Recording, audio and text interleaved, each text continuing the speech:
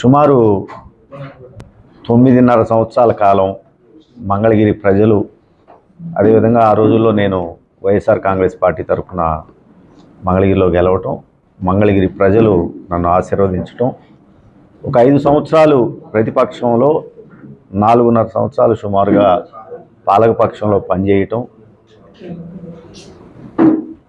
మంగళగిరి అభివృద్ధికి ప్రజలు, అధికారులు సహకరించటం, మొన్నే చెప్పాను నేను, కొన్ని వ్యక్తిగత కారణాల వల్ల రాజీనామా చేస్తున్నాను అని చెప్పటం, ప్రధానంగా మరి ఈ రోజున చెప్పాలి అని అంటే కారణాలు అనేవి ముఖ్యమంత్రి జగన్మోహన్ రెడ్డి గారు నేను 1200 కోట్ల రూపాయలు కేటాయిస్తున్నానని చెప్పటం, ఆ కేటాయింపులు చేసేటప్పుడు నాకు తెలియదు, చాలా సంతోషించాం. ఆ రోజున 1200 రూపాయలు మంగళగిరికి అభివృద్ధి కోసం కేటాయిస్తున్నారు అని తెలియంగానే. ఎందుకంటే గతంలో చంద్రబాబు నాయుడు గారు ఇదే మంగళగిరిలో నివసిస్తూ, ఆయన ముఖ్యమంత్రిగా ఉండి, వాళ్ళ అబ్బాయి లోకేష్ గారు మంత్రిగా ఉండి, ఏమాత్రం మంగళగిరిని పట్టించుకోకపోవటం అనేది చేయటం వల్లనే 2019 సాధారణ ఎన్నికల్లో లోకేష్ గారిని మంగళగిరి ప్రజలు ఓడించడం అనేది మనం చూసాం. అంటే మంగళగిరి ప్రజలు అభివృద్ధిని కోరుకుంటున్నారు అనేది చాలా స్పష్టమైంది.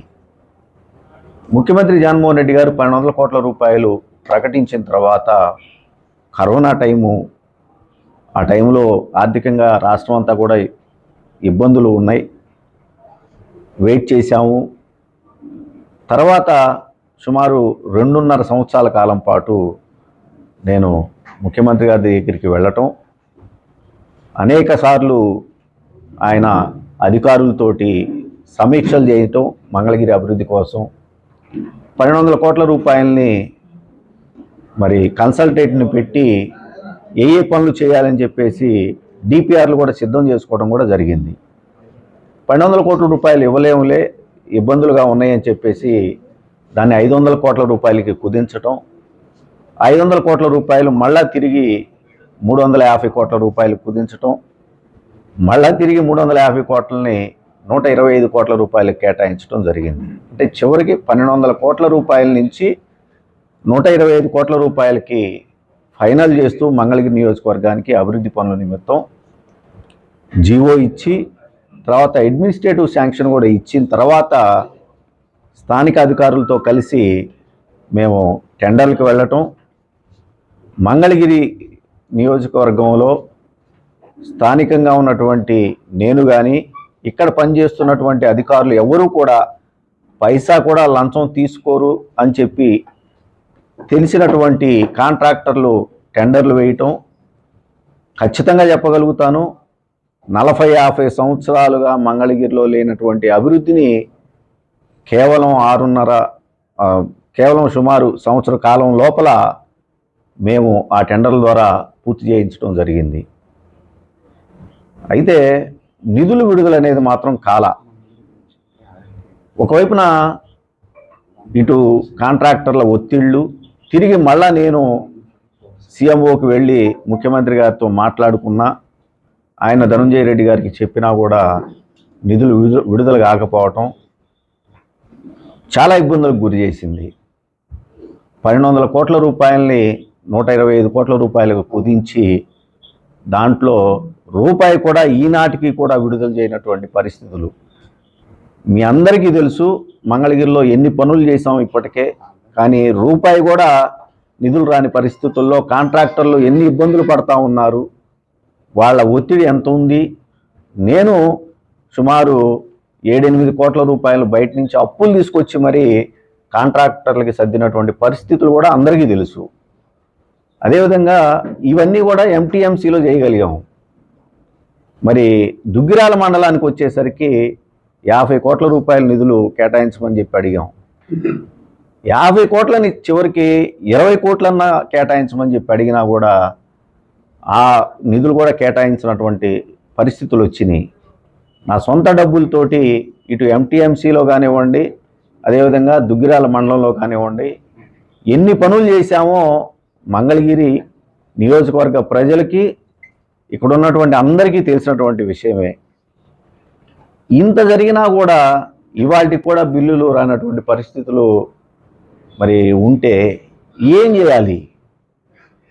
ఒకవైపున చూసాము 2019లో లోకేష్ అంతటి అతన్ని అభివృద్ధి చేయకపోతే ఓడించినటువంటి మంగళగిరి ప్రజలు మళ్ళీ తిరిగి వైఎస్ఆర్ కాంగ్రెస్ పార్టీకి పట్టం కట్టాలి అని అంటే మనం సంక్షేమంతో పాటు అభివృద్ధి కూడా చేయాల్సినటువంటి అవసరం చాలా ఉంది.